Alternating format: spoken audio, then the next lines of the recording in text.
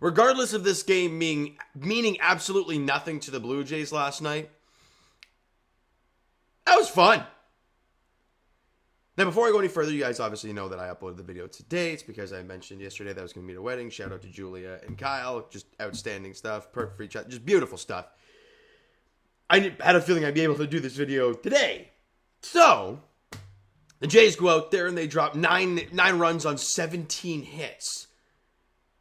And they beat the Atlanta Braves 9-5 in a game that they need to have. If you're the Braves, you are pissed. A team who's almost 10 games under 500.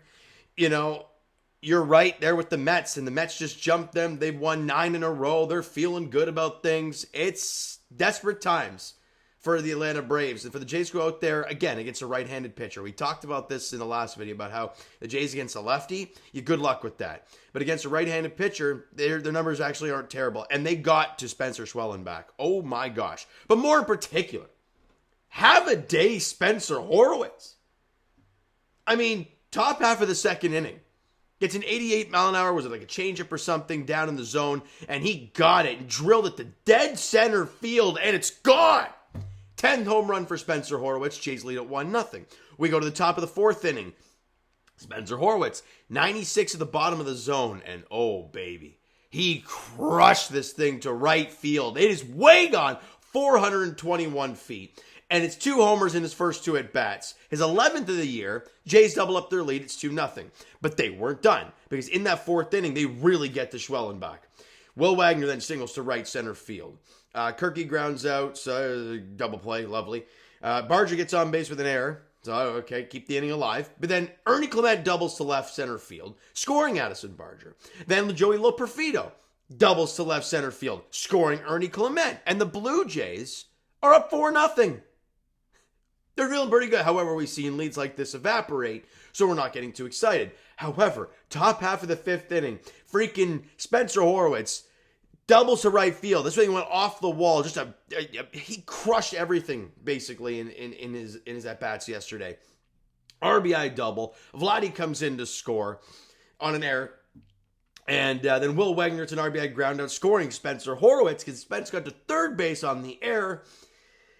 Holy crap, it's now 6-0 Blue Jays. 6-0. Right? And you're feeling pretty good. Michael Harris, an RBI single, scoring, make it 6-1. But then the top of the 9th inning, the Jays just cap it off. They just cap this thing off and are like, yeah, we're putting you guys to bed. They bring in Grant Holmes. And my God, Ernie Clement hits a single to center. Joey Loperfido hits singles to center field. Nathan Lucas hits an RBI single, scoring Ernie Clement. And Varsho flies out, but Joey Loperfido moves up to third base. And Vladdy, fielder's choice, so in comes Joey Loperfido. And shocking, Spencer Horwitz, singles to right field, but he hit it so damn hard and kind of thought it was gone that it's only a single. Vladdy up to third, but then Will Wagner hits a bloop single to center field, scoring Vladdy, and they just continue to pile on. It is now 9-1 Blue Jays. And then they bring in Luis Frias. Yeah, who? Exactly. And he allows for like 4 in the 9th inning, and we're all like, okay, let's not make this thing too interesting. But they bring in Brendan Little. He gets a couple ground outs to end the ball game, and the Jays win it 9-5 to improve the record to 68-75 on the year. And as I mentioned, for the Atlanta Braves, they're 5-5 in their last 10. They haven't been playing great recently, and the Mets have won 9 in a row, and they've jumped them. They're a game up on the Braves now in the wild card. That was an important game yesterday, and the Blue Jays went out there and played some spoiler. At this point of the year, you want to see good stuff from your younger players, and you'd like to see a little spoiler. And you got that last night. 17 hits. Here we go. 3 for 5 for Nathan Lucas with an RBI. He's had a great time. He's hitting 500 since he's come up to the big leagues this season. So good on him. Vladdy and Varsho went combined 2 for 10. But when everyone else is hitting, it's great. Because Spencer Horwitz right behind Vladdy went 4 for 5 with 3 runs scored, 3 RBIs, 2 bombs. He's now hitting .269 with a .356 on base and .807 OPS in 79 games over 300 plate appearances. I mean, you see some really good things from Spencer Horwitz. 11 home runs, 16 doubles, scored 41 runs, 32 RBIs. He barely strikes out, 54 strikeouts to 31 walks. Spencer, he's just a professional hitter. And it's so fun to watch. Will Wagner had a good day as well, obviously 3 for 5 with a couple Couple RBIs. Obviously, they were all singles, but that's just kind of what Will Wagner is. He's going to slap singles all over the place on you. Good on him there. Where else? Down to the bottom of the lineup. I mean, when your 8-9 guys go 2 for 4 each, yeah, you're in good shape. Ernie went 2 for 4 with 2 runs scored and an RBI, and Joey Loperfido went 2 for 4 with a run scored and an RBI. 17 hits for the Toronto Blue Jays. They only struck out 6 times. They didn't walk at all because they were just slugging. They didn't want to walk. And in pitching staff-wise, look, with all those hits and all those runs in the early offense, Jose Barrios' outing is going to go a little unnoticed. But again, he dominates. 6 innings, 5 hits allowed, 1 run, 5 punch-outs, and walked 1 guy. ERA is now 3.52 on the season, a whip of 1.14. Like, he's been absolutely fantastic this season. Yeah, he had a blip there midway through, and I think it was like July or maybe the beginning of August. But actually, no, I think it was in July.